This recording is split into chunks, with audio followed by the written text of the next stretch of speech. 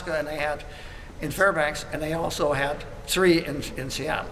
And so I got furloughed, and I was only furloughed for a day or 2, and I got a job flying co-pilot on a 3-man crew for Johnson Flying Service, flying cams on a C-47.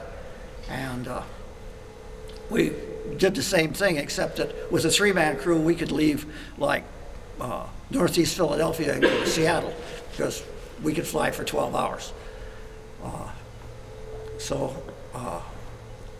In December, I wasn't getting along very good with the second captain, and so I took just a job, and I came back to Southeast Alaska that spring, and fished with the Hofstedes, and then right after we got through halibut fishing, I went to work for Alaska Coastal. And at Coastal, of course, Shel Simmons was still alive, and Alex Holden was gone. And first thing I started flying was 135 horsepower Pacers on floats, and they had the paperwork that the airplane could haul like 635 pounds. And believe me, you needed a good wind in Gaston Channel to get the thing into the air. But most of the time it was just a couple of people. Like I took Art Woodley and his son, who were in business with Mary Joyce up at Taku Lodge almost into Canada. And then I got checked out in 196N, 300 Blanca pacemaker, 1926 pacemaker with a 985 on it. And I got sent to Tulsa quite a bit in that airplane. And Shel had told me when the water gets low in the summertime, he said when you would taxi up and generally take off downriver, and when the water was high, the river was pretty straight. But when the water started getting low, there was a little S-turn that you had enough room to get up on the step, and then you had to go through this little S-turn.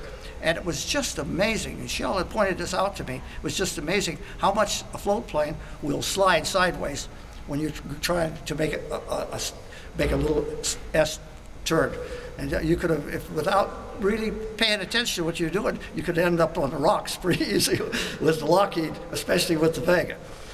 And I got to fly the Lockheed then, and one of Shel's buddies had come to me and said, right after I got flying the Vega, and I had really super good eyes. One of the reasons I really could fly the Vega good. And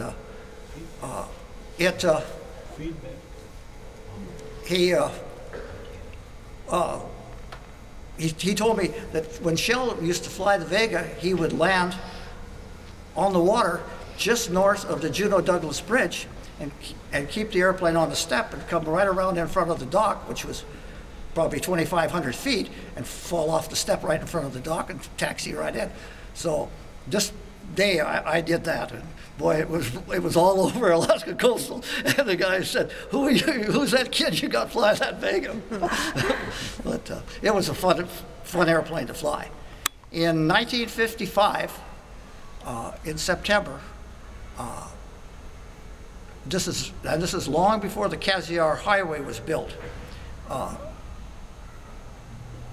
The Pittsburgh Plate Glass Melons hired some outfitters called the Ball Brothers from Telegraph Creek up the Stikine River, and they walked a string of horses, saddle horses, pack horses, and out to Nakina Lake, which is a East Fork tributary of the Taku River.